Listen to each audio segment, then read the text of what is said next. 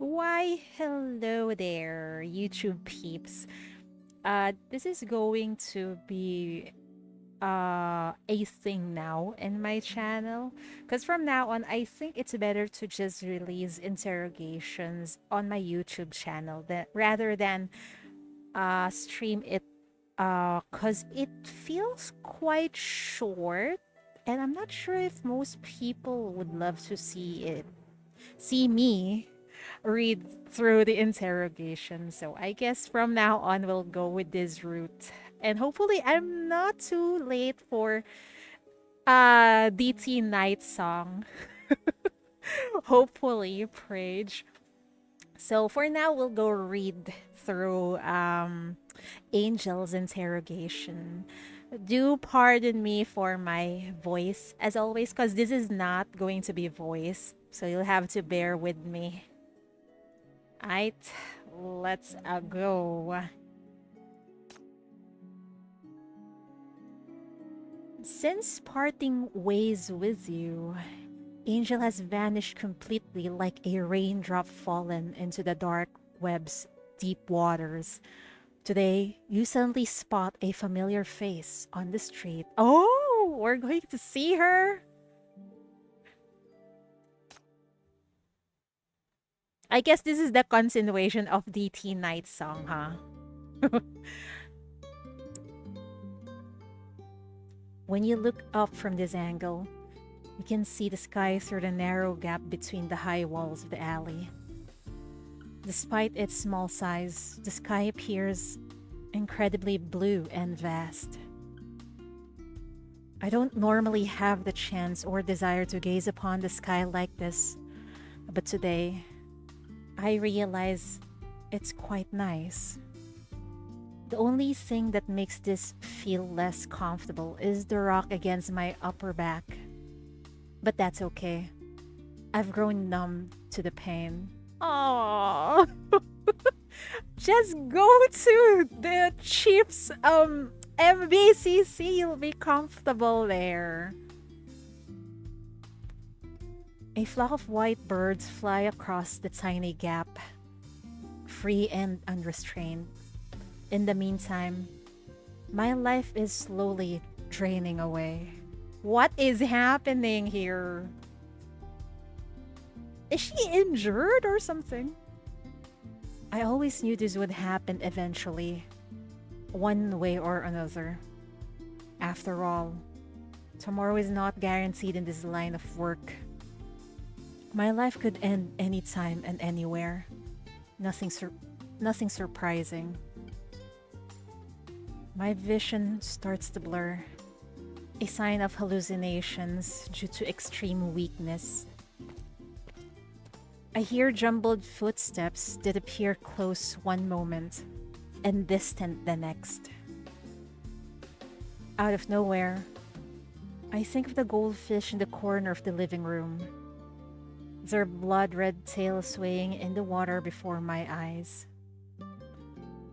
Some say that before death, one sees what they can't let go of, and the person they want to see the most. Oh, oh, are you thinking about Chief? Oh, oh my God, it is really Chief. Oh my. Hi, Angel. Angel? Angel?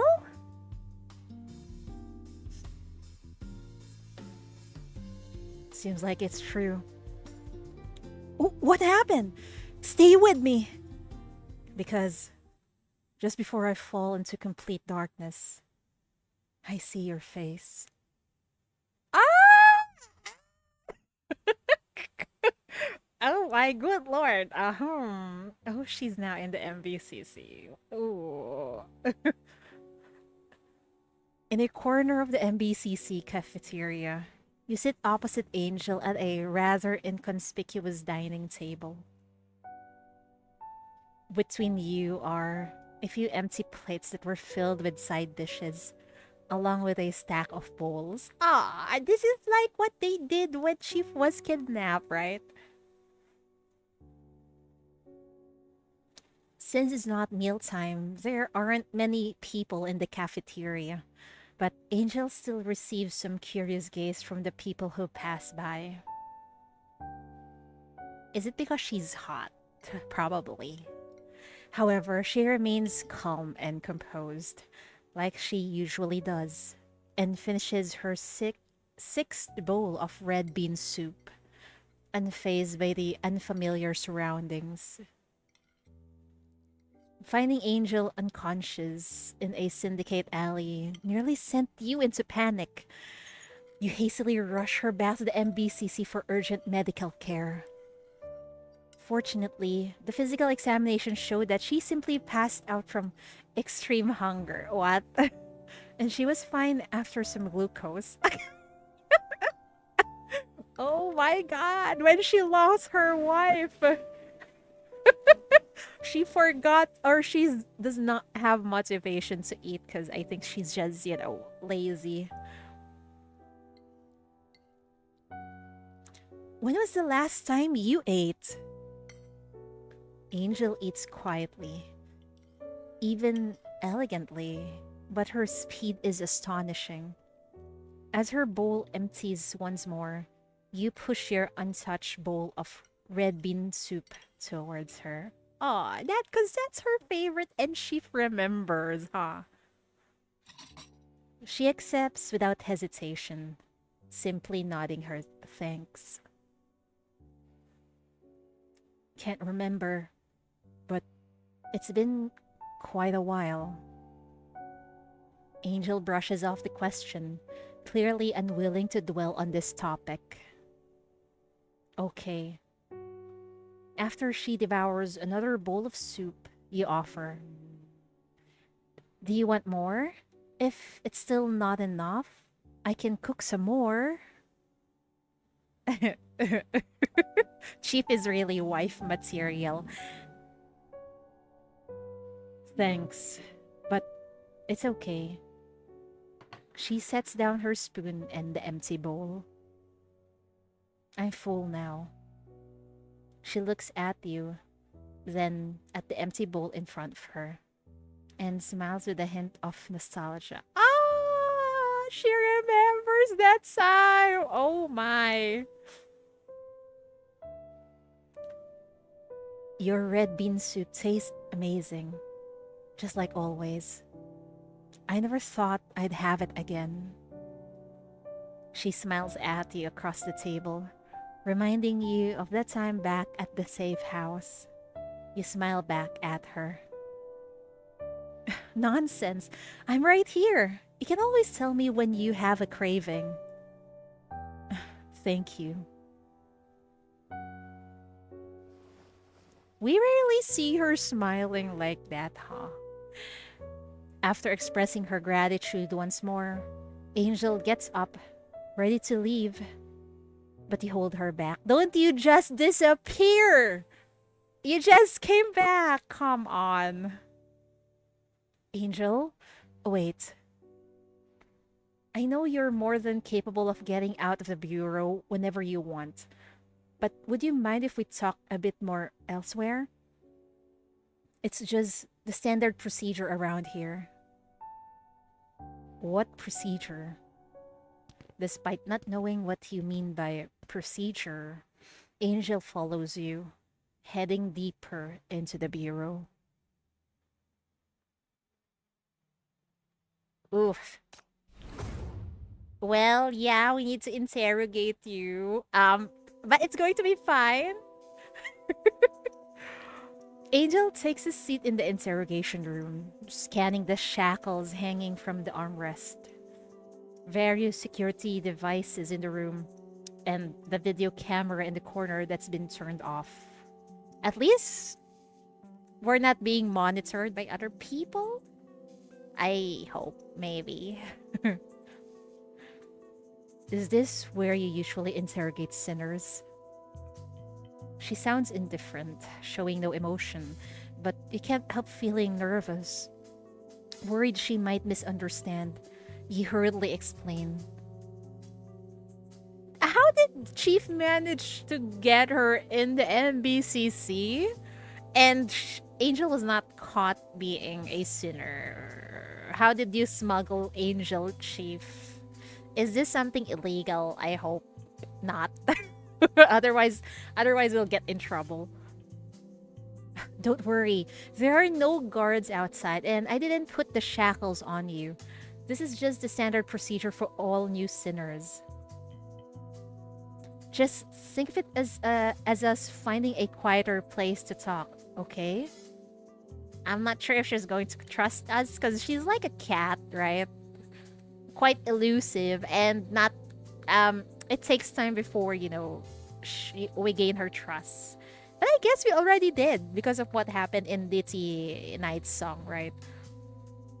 Angel's gaze softens as she looks back at you. Whew! Seems like she understood. I'm alright, but you seem really nervous. Angel leaves you speechless for a moment.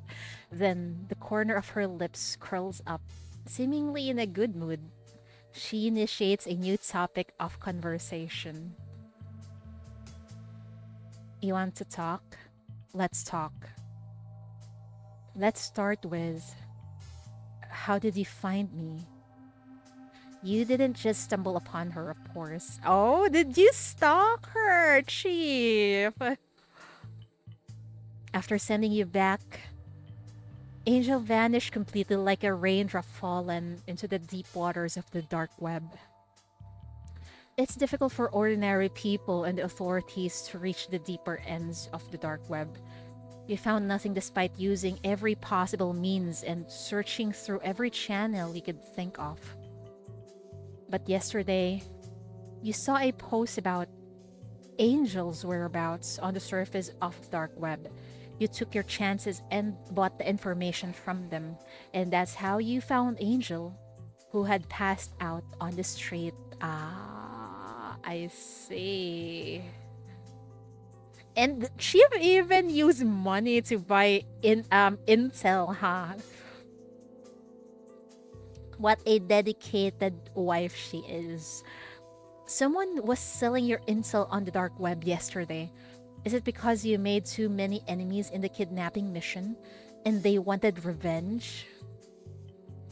It could be. Angel doesn't seem too surprised, merely nodding thoughtfully. She doesn't question who provided the information, but you couldn't tell her even if she did. The poster used a disposable account, and you couldn't find any useful information from it. Speaking of which, could you help me with something? What? You open a file and push it across the table to Angel. Evidence gang cleansing report? Gang cleansing? There's someone who is killing off gangs. Oh dear, in Syndicate. This is the operation report for the entire case. I couldn't see many things clearly when they were happening, but I'm beginning to piece them together while reviewing the case and writing the report. There are still some details I'm not too sure about. Could you help verify them? Angel glances at the report and says without hesitation, "Yes, I can." Alright, let's start with the background of this case.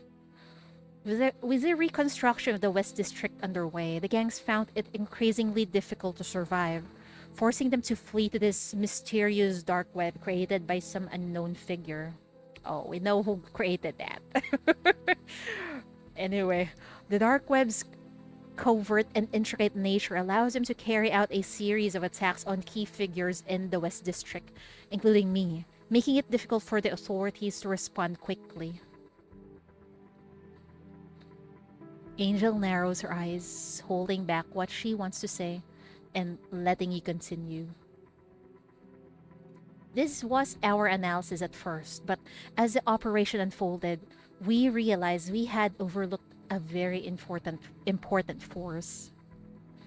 The masterminds hidden in the deeper area of the dark web. Angel nods slightly in agreement. As you said before, people like us only have access to the surface of the dark web. So, at first, I assumed that the first round of the counterattacks I secretly organized using your account had eliminated all the enemies. But then you told me about the deeper area of the dark web, and the results of the operation show that there are indeed was a hidden force, the real gang leaders in the Hypercube company who are upset by the new mines. Oh, the Hypercube company! Oh, YG! I think I know what company who has a monopoly on Hypercubes. They're, they were the real masterminds and financiers. The people we caught before were just thugs and minions. We didn't realize they were behind the scenes and almost let them slip away. If it weren't for your covert assistance, we would never have been able to solve the case. Angel's gaze flickers. You flip through the report and point to the joint operations section. You put news about me on the dark web, asking those who were interested to come find you and their offers. But selling me for a good price wasn't your real intention, was it? Oh, did she just use the chief as bait to get these masterminds? Since there's nothing to hide anymore, Angel admits openly. No, I leaked your information to bait them. Those people were so eager to get rid of you, and the news threw them off. They were worried you'd be rescued, so they hastily recruited some people to make a second assassination attempt. They were ill prepared. That's why they gave themselves away, and finally gave you the chance to solve the case. You nod with a smile. And that's not the only time you've helped me. Angel looks at you, surprised and puzzled. What do you mean? I'm talking about the time you went out every night and came back injured. You never told me what you were up to, but come to think of it, you must have been dealing with those who wanted to kill me, right? Oh no! So that was the fucking reason she always goes out. Because before I thought she always goes out because she needs to earn some money, you know? And now we know she was just going out trying to kill people who would try to assassinate Chief. Oh my. Yes. Thank you for protecting me all this time. No need. Angel shakes her head, but her gaze softens. I was just doing what the client wanted. The instructions were very clear. Kidnap and guard MBCC chief until delivery. No killing involved. Really? I think you've grown on chief. Right? You ponder for a moment, a new doubt crossing your mind. Was the job from a gang? Yes. Isn't that strange? Those people clearly wanted me dead. Perhaps the job was tampered with? It's possible. A dark web case is inherently far more challenging to tackle than typical cases, and this time we even found out about the dark web's deeper layer. What exactly is this dark web? What encryption technology does it use? When was it developed and by whom? Angel goes deep into Angel goes deep into thought for a moment. I only know that the technology used by the dark web is extremely bizarre and highly secure, making it difficult to crack. I know nothing about its origins and creators. Then, who do you think has the ability to interfere with the jobs in the dark web? After a brief silence, Angel lowers her gaze. Hmm, no idea. I'm just a contractor who only cares about completing the jobs. I see. Angel moves in her seat to adjust her posture, and you catch a glimpse of a few wounds under the hem of her clothes that weren't there before. Put away the documents. She's injured. I've got everything I need. Now, let's talk about you. What happened to you? How come you passed out on the streets? I had no money, couldn't afford to eat. Damn, our girl is so poor. Such a candid and straightforward answer leaves you momentarily speechless. This is not an easy thing to admit openly, but Angel shows no signs of embarrassment. She's used to this. And look at her tattered clothes. Clearly she's used to this. This job has cost me a great deal of trouble. Though you might have caught all the gangsters, many others took this opportunity to seek revenge. Many of them were also hitmen. They thought I had betrayed the dark web and turned to the authorities. I know a lot of their secrets, so those guys are trying to get rid of me. Oh my god, so it feels like their chief is also at fault here, why she was having a hard time right now. I've been followed closely by them 24/7. I couldn't withdraw money or go back to the safe house to get food. That's why I ended up like that. Despite her light and matter-of-fact tone, we can imagine the hardship she went through.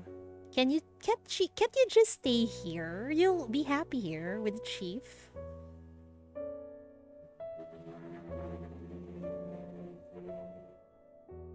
Did that job affect your credibility on the dark web? Not really. No one cares about credibility there. After I deal with those guys, business will only get better because I've proven myself. Besides, it's not like I betrayed my client. I did exactly what the job asked me to do. They wanted me to protect you by kidnapping you. They will thank me for it. Good. The conversation winds down. Angel stares at you for a bit. Anyway, thanks for searching me and the meal. Once everything is settled, I will repay you. You understand the meaning behind her words.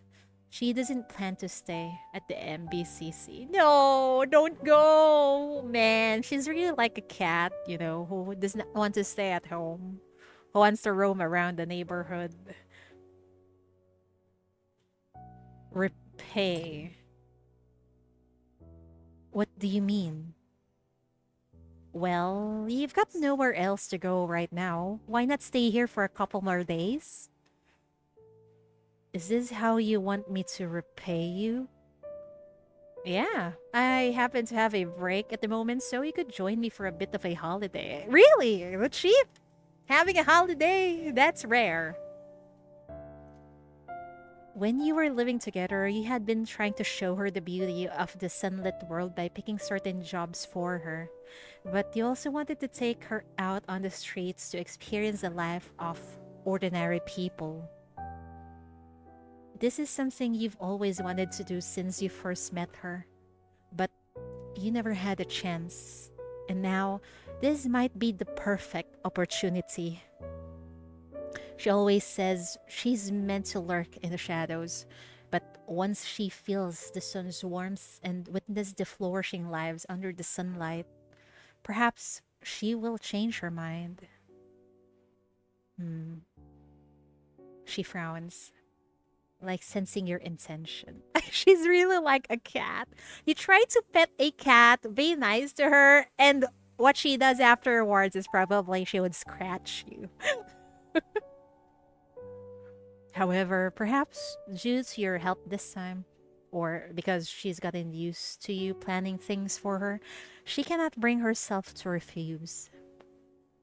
Noticing her silence, you give a sly smile. Aw, Chief. All right. Since you're not saying anything, I'll assume you agree. I'll plan our trip for the next couple of days. I can't believe it.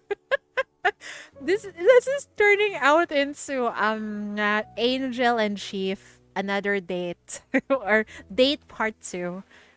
Well, I guess the tea night song is sort of kidnapping slash date. This one is more of a proper date, I think, because they're in the outside world and in the MBCC. I just hope they don't go to the syndicate because it feels like Angel would. It feels like there's people who will be after Angel there. Maybe there's much more security in the east side, but the problem is the way Angel looks. She'll get real looks in east side because of her tattered clothes. Oh my god. I hope we can buy her some new clothes, man. She badly need it. After verifying some uncertain details of a previous case with Angel and learning about how she's been doing, you decide to show her the sunlit world in a different way and plan an outdoor day off with her. Oh, it's a fucking date! Let's go! You know what? I should have read this before. Why haven't I read this before? Holy fuck. People should force me to read interrogations, man. I'm really having fun. The next day, you rise early and rush to West District with Angel. Alright, let's grab this first. What is this? Field operation permit. An operation permit for taking Angel to West District. We're going to the West District? Oh dear. I hope it's safe there, Prage. Anyway, it's a date, so we'll be fine. No, we'll be fine. Fresh and organic veggies. Have a look. The new farmers market in West District today welcomes a new stall and its two owners, you and Angel, each sitting on a small stool, having occupied a prime spot at the entrance. Why are we selling vegetables? This is how a date goes. I'm thinking of something else for a date, but oh well, it is what it is. Under a canopy supported by 4 sticks, a variety of fresh, dewy vegetables are laid out. You got up at dawn to fetch them from the farmers. Tomatoes, cabbage, potatoes, cucumbers, and carrots. We have all you need. Dressed in casual clothes and a straw hat, you energetically call out to potential customers, all the while watching the people as they come and go.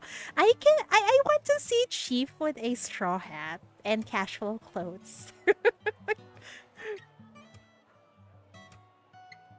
After the Rust Fire incident, the West District's economy is slowly reviving, which has led to the emergence of large markets like this. Despite the simplicity of the stalls and the occasional troublemaking thugs in the area, the market remains lively and busy. It's early morning, yet the market is already bustling with customers and vendors, their enthusiastic shouting filling the air. Everyone's eyes are filled with anticipation for a better life, a sight you've never seen in the West District before. You do this on your break? A calm, deep voice comes from beside you, prompting you to turn your head and look at Angel. Unlike you, who has blended into the bustling market, she stands by your side like a shadow, still carrying the black bag with her blade. Girl! Just try to sell this thing. That's going to be fine. I know the chief is weird for asking you out on a date like this, but, well, I hope you enjoy. Oh, why not? Just peddling some vegetables. Compared to what I do at MBCC, this is definitely a break. Chief, you're weird. Besides, I've always wanted to experience the life in the West District. All we have here are trivial daily matters, no assassins or mercenaries seeking revenge. The biggest danger is probably someone slipping on a banana peel or some rotten vegetables on the ground. Really? After what you said, Angel gradually relaxes, lowers her guard, and starts to observe the new environment.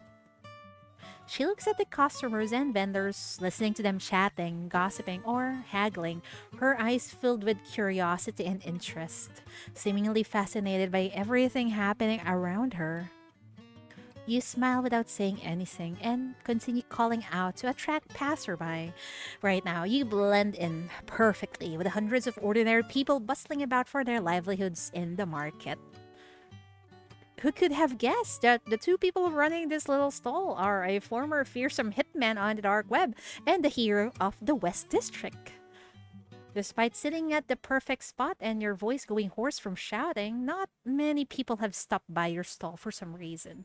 Why? Do they look intimidating? Or Angel looks intimidating? Or sus? Or what?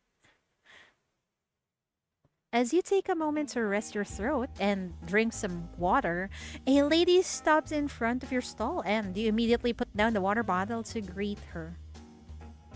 Hey there! Want some tomatoes? Some of the freshest ones you can find around here. Look at the size and the color. Not bad. Give me two of these and some cabbage as well. She holds the tomatoes in her hand, scrutinizing them for all angles before finally nodding her head. I'm buying a lot here. How about a discount? Oh dear. She raises her head with an imposing look she uses when haggling with vendors, but as soon as her gaze locks with Angel's, she backs away a little, quickly putting down the tomatoes. No, girl, no! Angel, stop intimidating people! How would we sell our goods? Hey! I changed my mind. You can keep them. You immediately grab the lady, attempting to salvage the deal. Of course, I'll give you my discount. How about I round it down for you? She seems tempted by your offer, but after seeking a glance at Angel again, she shudders and pushes your hand away, hurrying off while muttering in fear. Oh no, oh dear. Is she trying to kill someone with that look? Well, not really, but she does not want your discount. She does not want your haggling. Angel turns to you, somewhat puzzled. Is she talking about me? Probably. Girl, you need to smile. We're selling goods, not killing people. What's wrong with my expression? This is my serious face and my clients liked it. Why isn't it working here? Why isn't it working here? Girl, you need to smile, not intimidate, okay? Her puzzled expression amuses you. You wave your hand, sitting back down and stretching lazily. Forget it. Nothing's wrong with slow business. It's nice to get some sun.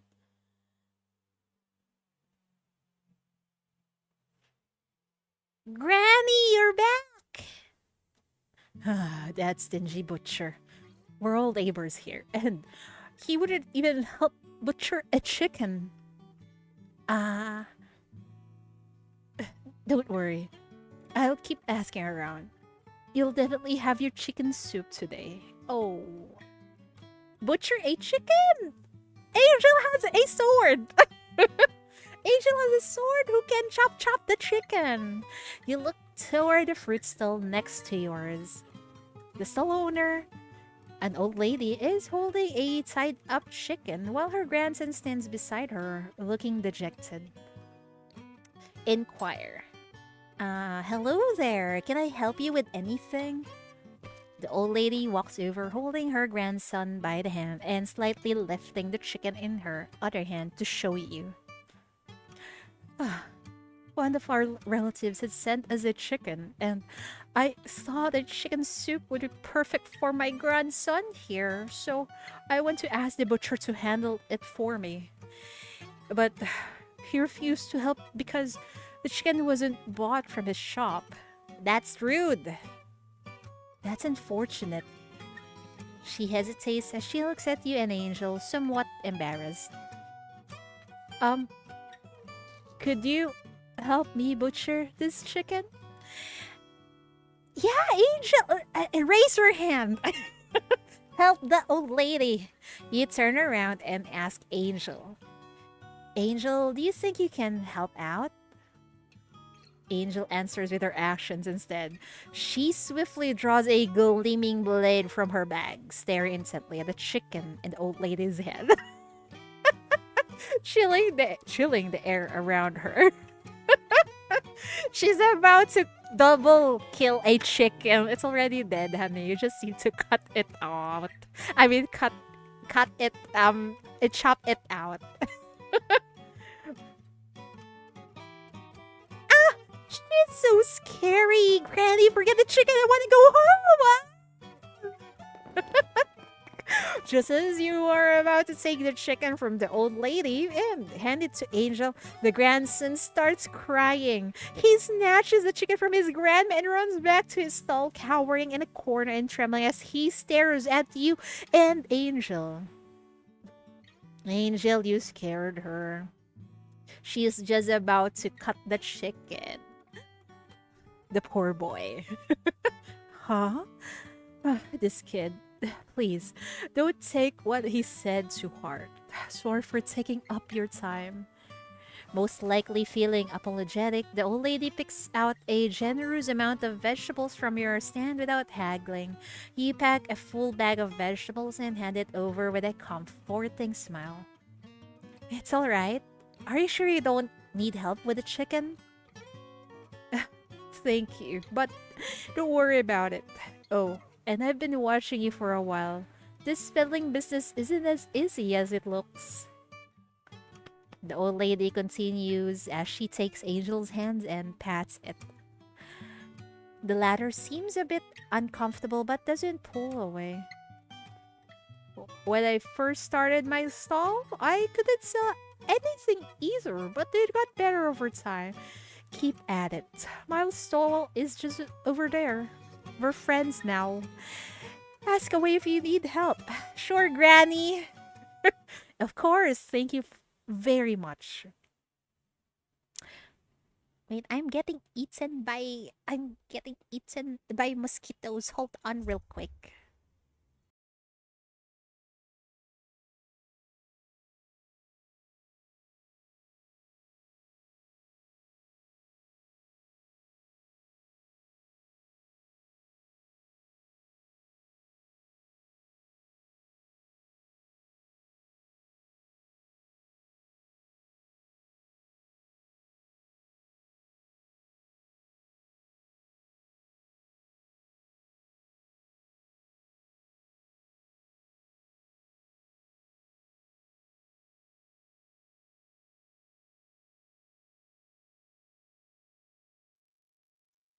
I'm back.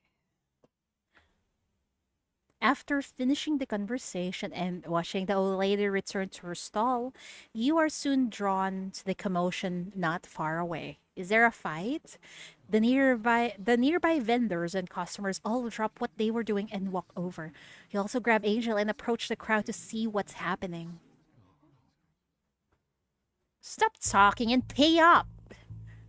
You squeeze into the crowd. A few arrogant hooligans come into view, snatching a few crumpled bills from an emaciated man's hand. Uh-oh. The leader scoffs contemptuously, then frowns and curses after counting the money. That's all you have? What the fuck do you mean? We work hard here every day to maintain order and keep this place safe. You think it's easy? This is all the...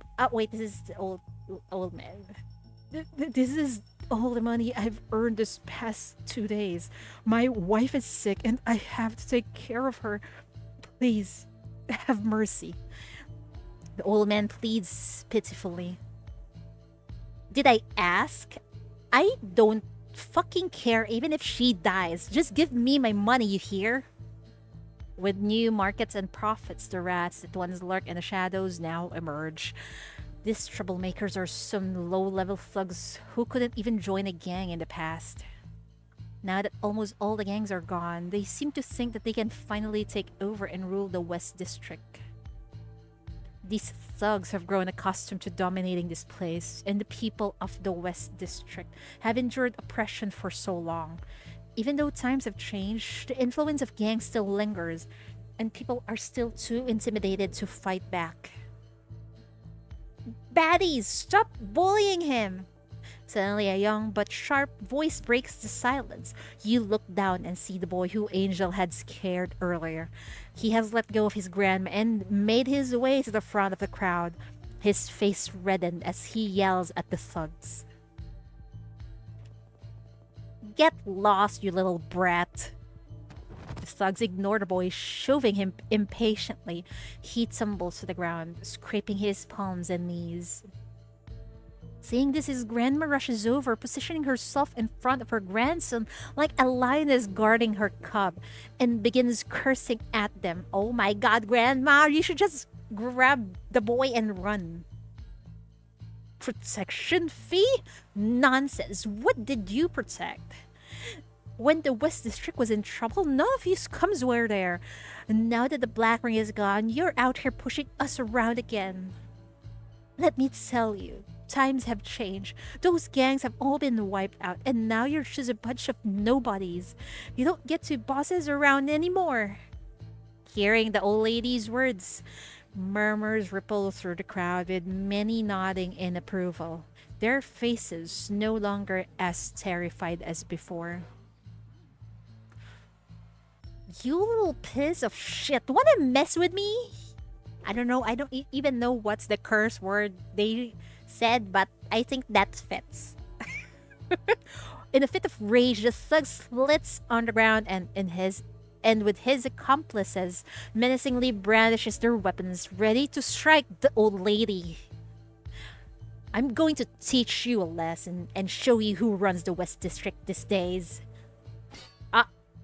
Just as the leader of the thugs is about to strike, his bat is suddenly sent flying by someone.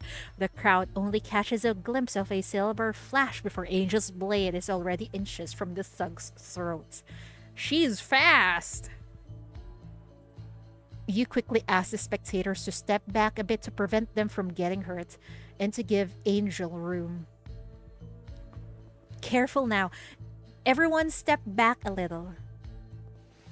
Before he can finish, Angel has already kicked those guys out of the market's fence. They scream as they fly over your heads, crashing into the newly paved road outside with a dull thud. Bunch of weaklings, I say. These lowlives may lack other talents, but they are experts at fleeing for their lives. From the brief fight just now, I don't even call that a fight. It's a beating. From the brief fight just now, they also realize that Angel is clearly not someone they can mess with, so they immediately turn tail and bolt. After a brief silence, thunderous applause and cheers are up from you and Angel. Even the little boy who was scared of her gets up from the ground, runs over, and grabs the hem of Angel's clothes, his eyes sparkling with admiration. Wow, you're amazing, miss! Just accept the compliment. Oh my god. Angel is obviously taken aback by his reaction, unsure of how to respond, and afraid of frightening him again. She only averts her gaze, frozen in place. You step forward with a smile to rescue her by taking the boy's hand and sending him back to his grandma. But before you two can catch a breath, the cheering subsides and the customers at the market, along with the vendors, rush over you to support your business. It all ends well, I guess. The two of you busily collect money and bag vegetables. The ones hard to sell vegetables are quickly swept up by the eager crowd, leaving not even a single leaf behind. Good, good. We can close the stall early. You count the money you've just collected and are quite pleased with today's earnings. Why do I get the feeling that the money that is being earned here is going to the MVCC's debt? Oh, the poor chief. It's actually the chief's free time, and yet she's still trying to pay off MBCC's debt. Oh no, the poor chief. You hand half of it to Angel. She looks at you, puzzled. What's this for? Your pay for the day. But I did nothing. It's not all about the goods in business. Advertising is important too, right? Yes, please convince Angel to grab the money. You handle those thugs skillfully. That was great advertising. You pack everything up, throw away the empty boxes that were used to store the goods, and put the stools, cloths, and sticks into a corner. You stretch leisurely afterward. All right, everything's sold out, and now we've got some money. Let's go enjoy life. How? We're going to drink. You and Angel come to a newly established farmers market in West District, becoming one of the many vendors. Business is initially slow, but after Angel deals with some trouble-making thugs, your vegetable stall is swept clean by the cheering crowd.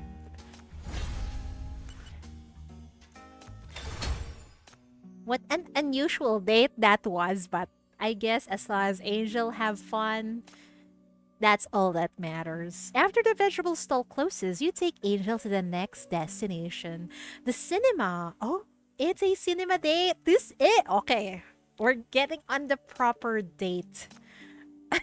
Earlier, um, we worked first, and I guess you could consider that as a date somehow. But I think this one is like the proper date.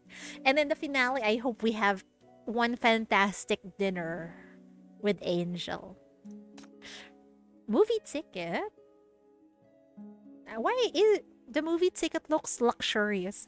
2 movie tickets for an afternoon screening of Rust Fire Days. Rust Fire Days? There aren't many people at the cinema on a weekday afternoon, with only 6 or 7 viewers scattered in the vast place. As you and Angel take your seats in the back row with drinks and popcorn, the movie begins. The film being shown is a recent blockbuster, an epic story adapted from the incidents of Rustfire and Drifter Camp. I wonder if Chief is in the movie. The movie starts with a wide shot of a city in ruins with a massive and intimidating black ring floating above it. Your eyes light up, pleasantly surprised. You tug at Angel's sleeve. Wow, look at that black ring. It's pretty well done. Looks like they really invested in the CGI for this movie. Okay. Angel glances at you and nods in agreement under your expectant gaze.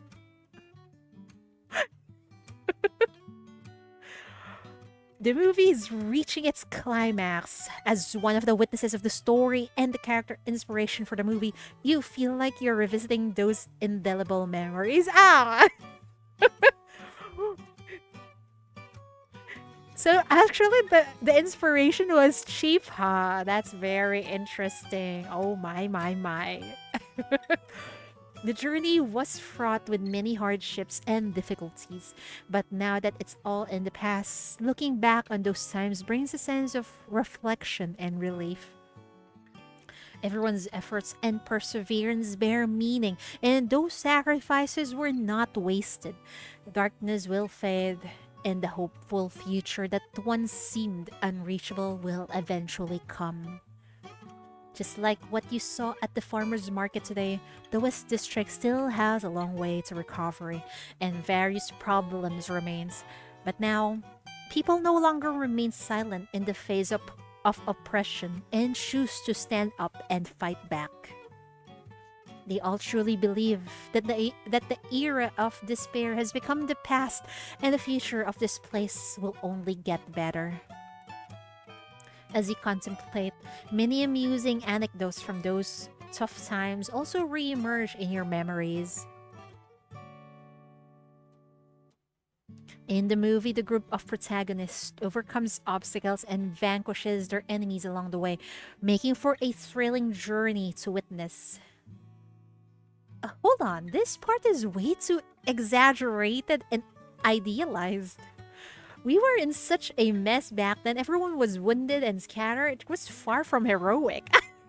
Chief, it's a movie. They need to make it heroic so it would be compelling. No one wants reality. In the most critical moments of battle, a character keeps cracking jokes to lighten the mood, drawing not only eye rolls from his companions on the screen, but also a few muffled laughs from the audience. That line does sound like something he would say. Who? Immersed in the movie, you find it difficult to suppress your comments with someone sitting next to you. As you enthusiastically share your thoughts, you turn and notice Angel looking at you as well. You smile, a bit embarrassed, and lean in to whisper. Sorry, you can't focus because I'm talking too much?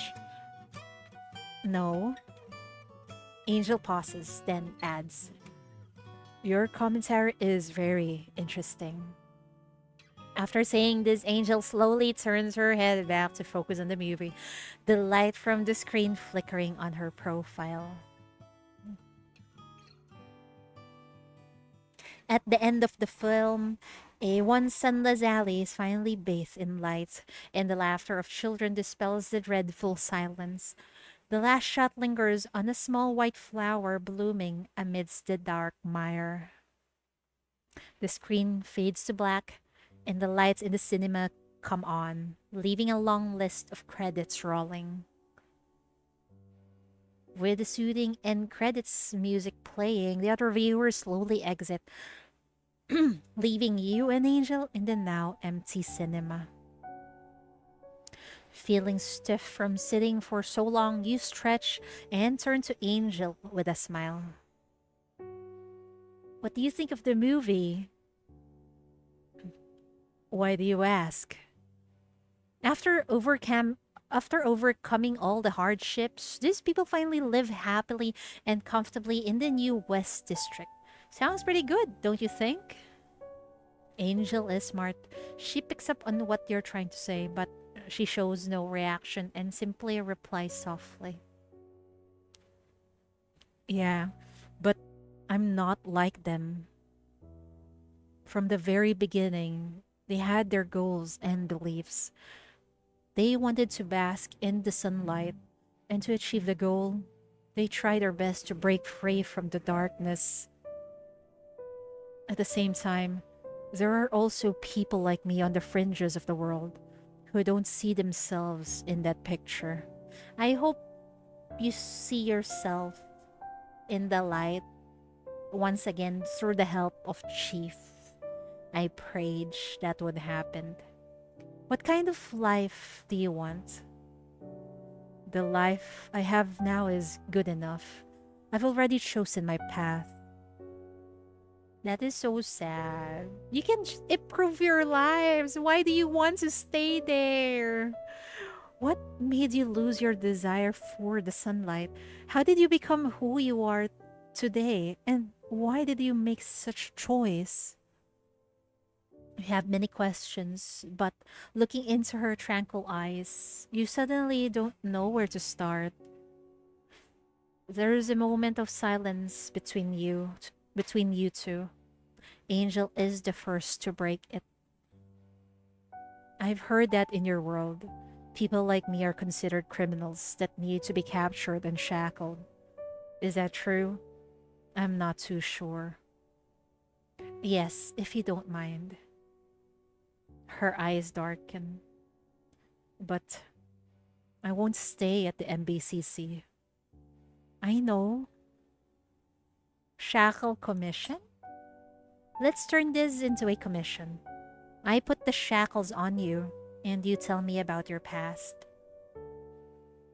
What do you mean? We have a bail regulation here. Under this regulation, I have the authority to determine whether a sinner can be released on bail by evaluating their cases and current condition. As for the shackles, think of them as a form of security. I won't use them to control you or restrict your freedom. Angel thinks for a moment, then nods. Sure. Press and hold the shackles. She is finally connected to the chief. The crimson glow of the shackles fades, and Angel remains impassive. You pull back your hand. All right, let's start from the beginning. How did you end up in this profession? I was once just an ordinary syndicant. Angel falls silent, then begins to share her past with you for the first time. I was born into a humble family. We led a simple life in a small rented place. We weren't rich, but we didn't have to worry about food and clothing. Although we couldn't afford luxurious meals, my mother would often make sweet red bean soup. One night, my parents were caught in a gang shootout on their way home. They were hit by stray bullets and died on the spot, covered in blood. I was still very young at that time. With my parents gone and little savings, I couldn't afford the rent. I had no choice but to leave our home and look for ways to make a living. So you joined the dark web to make a living? Uh huh.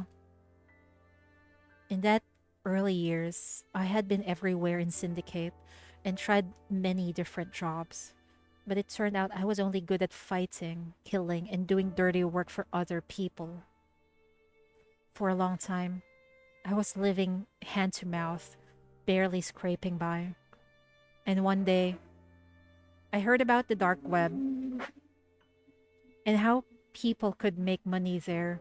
So I registered an account and became a contractor. As Angel recounts these old stories, her gaze becomes distant. Back then, I just wanted to earn more money so I wouldn't starve to death. That was it. But as I got more jobs, I also made more enemies to stay alive. I read that wrong. But as I got more jobs, I also made more enemies. To stay alive, I had to stay vigilant at all times. I couldn't leave my house, nor stay in the same place for more than 2 months. My blade was always within arm's reach. The curtains in my house had to stay drawn at all times, or the windows had to be painted black. It was during that time that I slowly lost my sense of taste, forgot what an ordinary life looked like, how to find joy in beautiful things, and began eating merely to survive. Man, that is so harsh for such a young person. And she couldn't even, relax and fall to sleep comfortably because she's always at the edge that someone might be after her life. That is so freaking sad. What kind of life was that? The safe house ensured her safety, but it also became her prison. You can't help feeling sorry for her. When I was in the when I was in the safe house, I occasionally reminisced about the days when I lived with my family. But those memories felt so distant, like they belonged to a past life. So you thought about the past. Have you tried going back to living a normal life? Angel smiles, her voice carrying a hint of resignation. I tried, but you can see how that turned out. After landing a big After landing a few big jobs, I was able to establish myself on the dark web. Over time, I earned enough to buy a new identity and start a new life. And I did that. I went to a place with good security and privacy. I stopped going on the dark web. I still had to be constantly aware of my surroundings and hide my identity, but I could occasionally get out of the house. There was a small restaurant near my place. They had red bean soup, so I would sometimes go there to get some. I thought I could live out the rest of my life quietly like that, but it only lasted for 3 months or so. Man, some people from the dark web found me. They thought that red bean soup place was one of my hideouts, so they killed the owner and his family, ruined that beautiful restaurant. Oh my god, no wonder she does not want to go out, and she constantly changes her place every 3 months. Now I understand, man. The only survivors were a tank of red goldfish. No wonder she takes care of those goldfish. And you brought them back with you? Are they the same ones you keep in the safe house? Angel shakes her head. Oh, that was many years ago. Those goldfish all died. But since then, I have been keeping a tank of goldfish. Her tone remains flat, but your heart feels heavy. Sorry for bringing up the sad memories again. It must have been difficult for you. Rather than sad, liberated might be a better word to describe what I felt. Liberated? You look up in surprise, confused. During the days of having during the days of living on the edge, I longed for the peace I once had, and each night I dreamed of wonderful things. But during that seemingly peaceful time, I was always thinking about how to hide my identity and flee my past. My dreams were consumed by my life on the dark web as well. After that incident, I realized that I had become a shark accustomed to the deep waters. I can't respond to kindness from others, fear I might harm innocent people. I'm too sensitive to malice and hostility due to my mania. I might overreact instinctively and accidentally hurt someone. But now, none of that really matters anymore because I've finally fully adapted to the dark web and I can live well here. The dark side of the city always exists, but there's no need to worry or flee because I can survive on this side. The darkness is no longer my enemy, it has become my haven. This is my past. Angel recounts her past calmly, like an unfeeling onlooker. Her tone and expression reveal no sadness or regret. What should you say to her?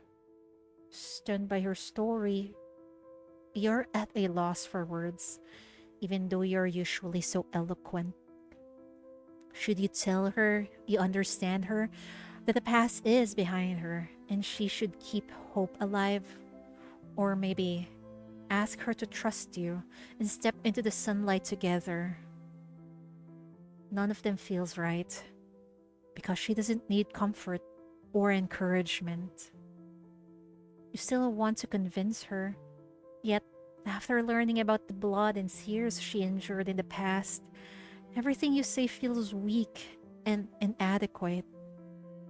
Angel watches you quietly, as if she has already seen through you. Chief, I know you're used to saving and helping people. When you see someone stuck and suffering in the abyss, you try desperately to pull them out like it's your responsibility. But not everyone needs you, but not everyone needs or yearns to be saved. You can't save everyone. I know you've more than once asked me to go back with you into the sunlight. You can try to persuade me or show me the beauty of your world again and again. My answer still remains the same. Having said that, Angel quietly waits for your reply. You see you see a hint of helplessness in her eyes, but also her determination. The screen has turned pitch black. Seems like the movie's credits have already ended at some point. With no music in the background, all we can hear is your breathing in the silent cinema. Man, I love the I love how you can imagine things like you're watching it. Look at that. Because it feels like she wants to stay in the dark, and then there's this screen which just turned pitch black. I love Path to Nowhere writers, man.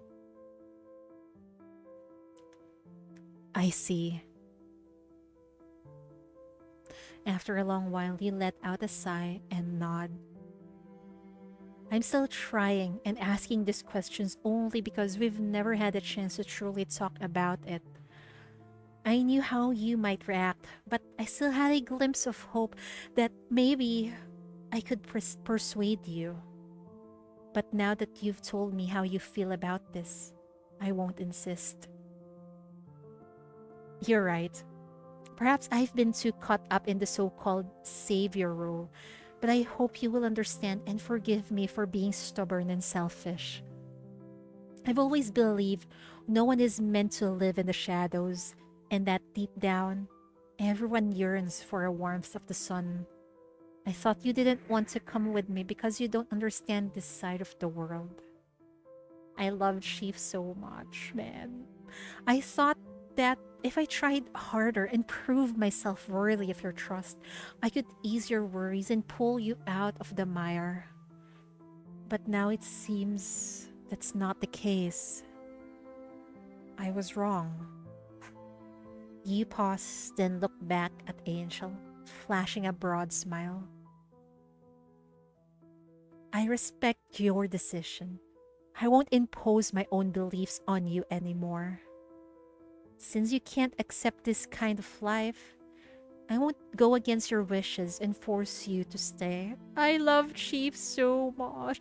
I know deep down, Chief wants Angel to enjoy her life in the sunlight in like a normal person. But I also love the way Chief respects Angel's decision and did not insist on what she thinks is good for Angel. I really love Chief, man. After finishing your sentence, you get up from your seat. Let's go. The movie has ended for a while now. That is so good. The movie, themed around the drifter camp and rust fire, evokes many emotions and memories in you. You try to subtly persuade Angel to start a new life like the characters in the film. Angel responds by sharing her past, making it clear she belongs in darkness and the underworld with no chance of coming back under the sunlight. Because sometimes you have to understand that there are people who have gotten used to that kind of life. And yeah, sometimes you just cannot convince them. You respect their choices. And maybe just try to bring the sunlight to them instead of dragging them to the sunlight.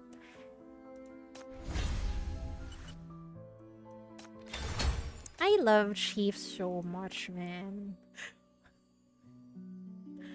This is Angel's last night at the MBCC. She tosses and turns all night, unusually plagued by insomnia. Why is she plagued by insomnia? Eh? A key Angel has left with Chief, which opens the door to her safe house. Oh. This is Angel's interrogation, but I feel like I actually fell in love to the Chief some more because of how understanding she is. As night deepens, the bustling MBCC detention area gradually quiets down. Even the night owls have retreated to their rooms, now fast asleep. Angel is lying on the bed in the temporary room you've arranged for her, unable to fall asleep.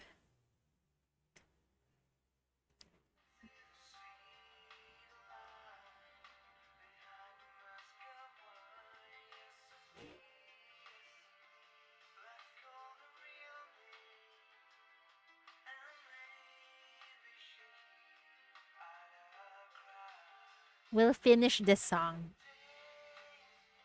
Are passing by living this life, not knowing what we're looking for. Gray. This is what are gray and there's no sky. There's no hope, there is no soar. I know somewhere there must be more. That song is so freaking good. The familiar lyrics and melody echo in the headphones. Normally, the song would lull her to sleep quickly, but not tonight. Her brain refuses to rest, her thoughts uncontrollably drifting back to the time she spent with you. The memories are playing over and over in her head. This really is like Angel's song with the chief. Oh damn, she remembers the time we had with her. Haven't started cooking yet, just about to make the red bean soup you asked for. Do you know any doctors or a safe underground clinic? You should still get it checked. The wound is deep, it might get infected. I'll miss the time I spent with you. Chief, you're so smooth. Let's replay that again. I'll miss the time I spent with you. Sometimes you just stumble upon a chance that brings you into the sunlight, where you can meet people who need help or have good intentions. If my offer doesn't sound bad, come with me.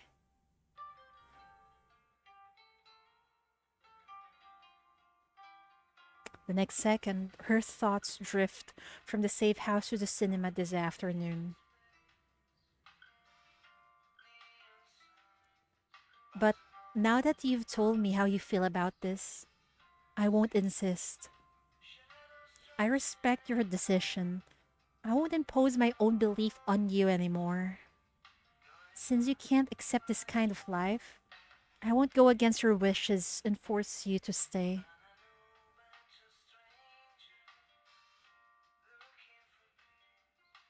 Angel knows how frequently she fails to convey her thoughts. She's not talkative and doesn't believe that talking has any function beyond exchanging information. She speaks as little as possible at work already, and there's little need for her to express her emotions and feelings. However, over this past few days with Chief, she seems to have spoken much more than she has in her entire life. Normally, when she's by herself, she can go 2 weeks without uttering a single word. Man, no! How did you do that? Angel, you need company. You need a companion. You need people in your life. You can't go on like this. Chief, please. I don't know what to do for her. The opinions or feelings of others mean nothing to her, so she doesn't care if her words cause any misunderstanding. But after meeting Chief, she worries about whether she can fully and accurately express herself for the first time. There have been others who wanted to save her, but most of them only told her that bright world could offer her protection and allow her to live an ordinary life in peace. They never considered whether someone like her could truly get used to and live a good life under the sun. However, Chief has taught off everything. She's different. Maybe I didn't make myself clear. Angel sighs and turns. She doesn't want to upset you or cause even the slightest misunderstanding because she can't express herself. I should explain tomorrow. Angel doesn't remember when she fell asleep.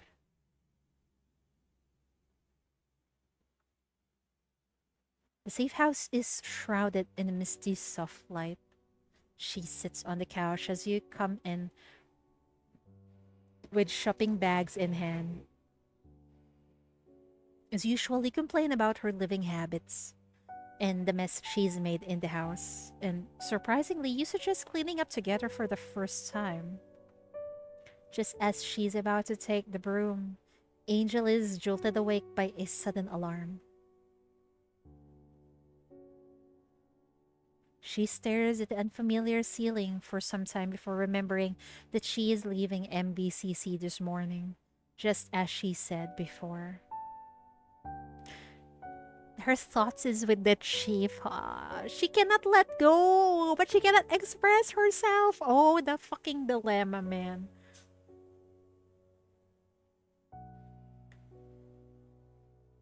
After washing up, Angel leaves the room and walks towards the MBCC gates. The corridor is empty due to the early hours. Just as you promised, no one is there to stop Angel as she leaves. It's quiet, and she senses no danger.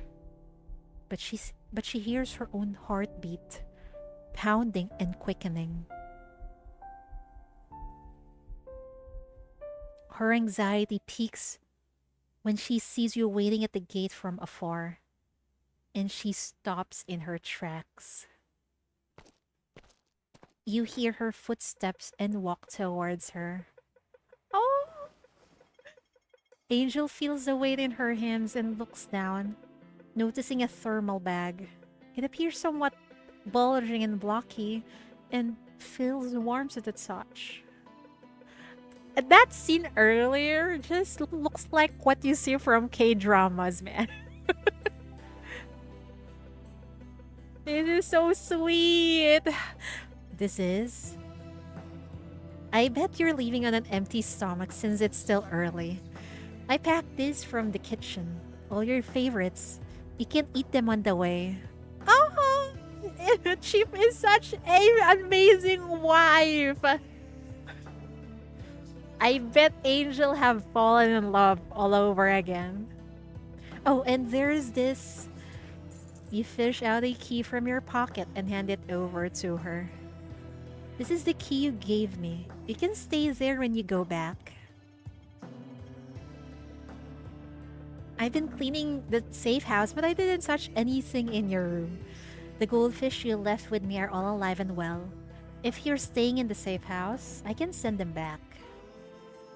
I've already topped up your electricity account. It should be more than enough to last a couple of years. Oh! Chirp is so fucking thoughtful. If there's any emergency, you can still use your backup generator. I've charged it and put it in the bottom drawer of the living room cabinet. Also, that broken microwave in your kitchen, I've asked someone to fix it. It's working fine now. I've stocked the fridge with fresh ingredients. You can make something simple. If you don't feel like cooking, there are also ready meals and instant food you can heat up in the microwave. Wait. Cheap just sounded like a mom here. Not a wife anymore, but a mom.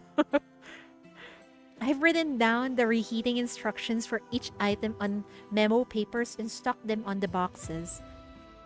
Oh, I also wrote down a red bean soup recipe and put it on the fridge. Since you like it so much, you can try making it yourself. The instructions are detailed, so you shouldn't have any major issues if you if you follow them step by step. I guess that's everything. I was going to tell you all this when you return to the safe house, but I never thought you'd go out of your way to avoid me. You tried to lighten the mood since Angel hasn't said anything, but she takes it very seriously and begins to explain. I wasn't avoiding you. I just couldn't go back because of those loose ends. I didn't want to risk bringing them home. But now that it's almost over, I'll head back.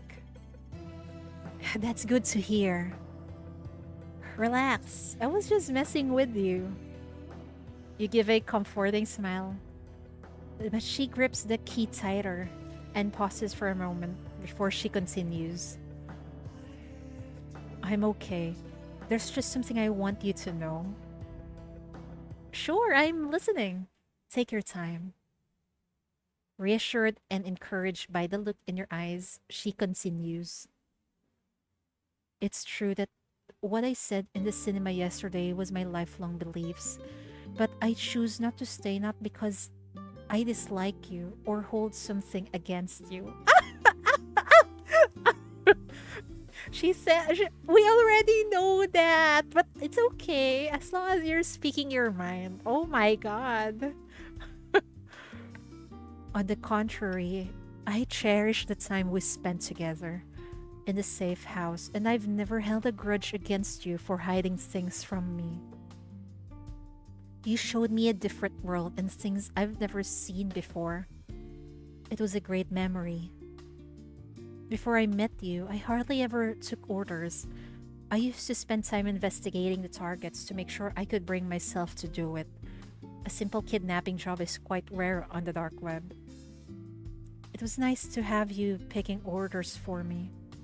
I actually like those odd jobs that can help people, but I could never find them on my own before because browsing and filtering through all the malicious information always tired me out. I did have my own selfish reasons back then.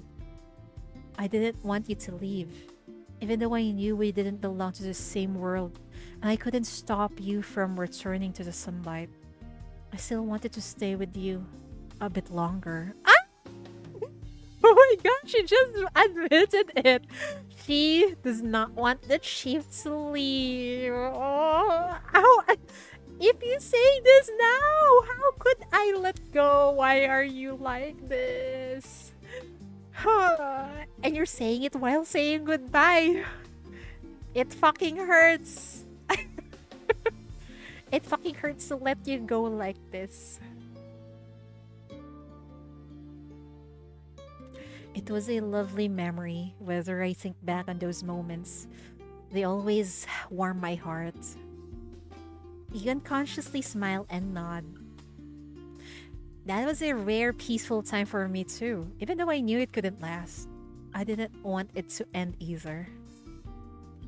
So, I was actually a bit sad when you decided not to come with me, but I do feel better now that I know you cherish that time as much as I do. Angel sighs softly.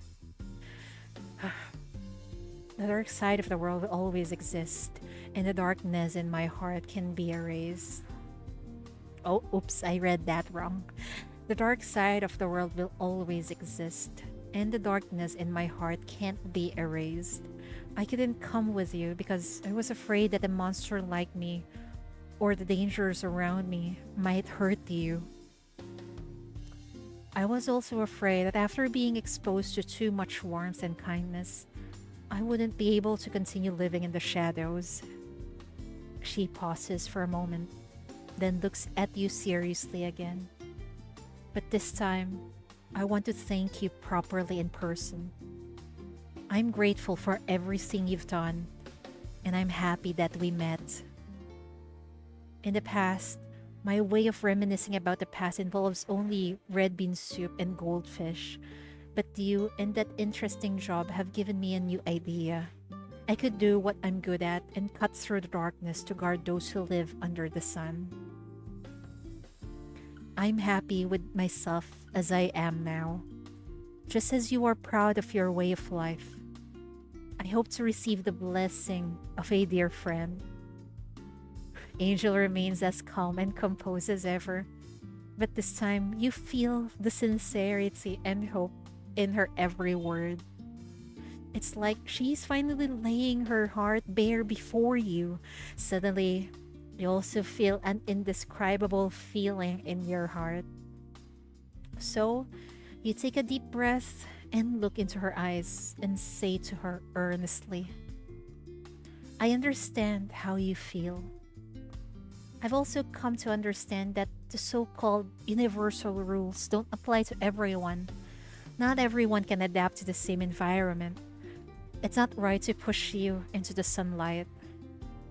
I'm content now that I know you don't actually dislike those people and that kind of life. I didn't mean to show you the life under the sunlight to change your lifestyle. I just wanted you to see a different kind of life and possibilities so you'd know that here, there are people who will protect and support you, just like how you've been protecting me from the shadows. If you ever feel tired in the shadows, you can come out to bask in the sun. I will always be here, waiting and welcoming you. That is so sweet. As you speak, you're also watching Angel's reaction. And she fucking smiled. She loosens her grip on the strap of her bag, and her face relaxes as if a massive burden has been lifted from her heart, bringing her a sense of relief. After getting to know her, you realize that this cold assassin isn't emotionless. She's simply much more reserved compared to most people. Despite her habit of hiding and suppressing her feelings, you can begin to recognize them in the subtle details, such as her slowly relaxing eyebrows and faint curve forming on her lips. But you're wrong about one thing. You intentionally put on a stern face, changing the subject. Sure enough, Angel raises her eyebrows slightly, confused but patiently waits for you to continue. I'm stronger than you think. Those things in the shadows have been trying to get rid of me forever, but they've never succeeded. So, trust me, you can't hurt me. Ah! And you're not some monster either. You're one of the strongest people I've ever met. As you said, shadows will always exist. But if everyone living in there was like you, it would actually be a good thing for all of us. I also believe that someone as strong as you can always find the strength to live in the darkness no matter what. And the warmth and kindness you feel only fuel your determination to go further. Angel seems touched, and you smile softly. The sky has lost its morning glow at some point, revealing a clear blue behind the golden clouds. I shouldn't keep you here any longer. I've truly said everything I wanted to say this time. You can go back to your life. I won't bother you anymore in the future. Just take good care of yourself, alright? Well then, goodbye, Angel. You wave goodbye at her, but she holds you by your wrist as you turn back. What is happening? I Angel parts her lips urgently, but averts her gaze the moment your eyes meet. It's like she has something to say but fails to find the words. Instead of rushing her, you simply enjoy this rare sight of her struggling with herself. After a long time, she finally lifts her head like she's ready to risk everything and says earnestly, I don't want you to stop bothering me. That is so adorable. Oh my god. I don't want you to stop bothering me. You raise your eyebrows. You're trying to force her to say this, but hearing it from her still catches you by surprise. You clear your throat, adjust your expression, and nod solemnly. Okay. It seems your prompt and brief answer leaves her puzzled and uncertain. Angel hesitates for a moment before asking another question to make sure. You, do you understand what I mean, right? Yes, I get it. To reassure her, you continue. On second thought, you're really bad at doing chores. I can't but worry even if you follow the recipe step by step. Making a mess is one thing, but what if you somehow blew up the kitchen or cause a safety hazard? How about I drop by the safe house sometime and teach you in person? That could be much safer. Angel doesn't feel upset because of her slight teasing. On the contrary, she simply nods. This is so freaking cute. Can you both just kiss? You're killing me here. All right. You're always better at doing chores. That is so freaking adorable. On a similar morning, you experience a similar farewell. You watch as Angel walks into the distance once again, but this time with a completely different feeling. You can barely contain your smile thinking about how she awkwardly said that she didn't want you to stop bothering her. Perhaps this is why a proper goodbye is so important. It makes reunions somewhat worth looking forward to.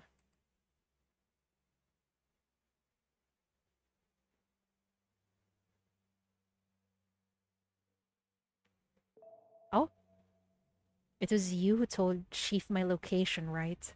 I know you've been watching. Show yourself. Who is this? Deep within a hidden corner of the dark web, a fluctuation arises, followed by a violent shock. Amid the chaotic surge of data, a faint presence touches a corner of the internet, promptly captured by the assassin. Who is she talking to?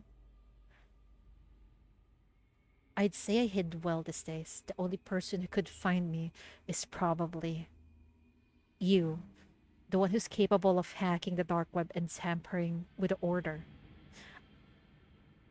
Is this a compliment? So happy.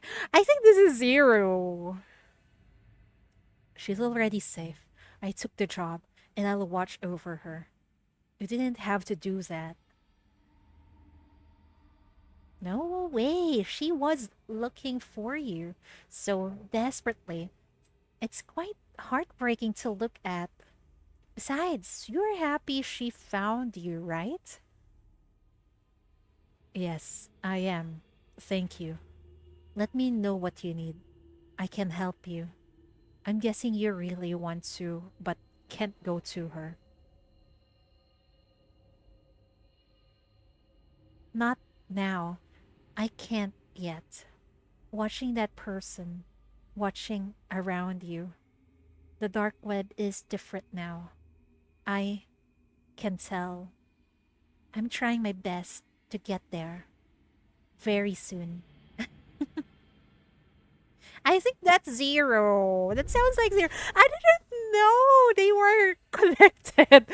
Why did I just fucking read this? I hate myself. Oh, it all fucking makes sense now. Angel, interrogation 4, you may be destined to return to your separate worlds due to your differences, but the farewell needs not be final. You can always look forward to the next reunion. That is so freaking good! I should have read this before. There's so much regret. But that is such a big character development from Angel and a very appropriate continuation or epilogue for a proper epilogue for DT Night Song. Bravo.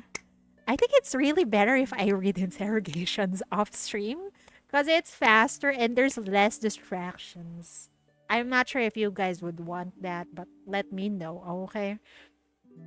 If you reach this part of the video, don't forget to like and fucking subscribe, okay? Anyway, on to cheatery. I'll go read I don't know what interrogations.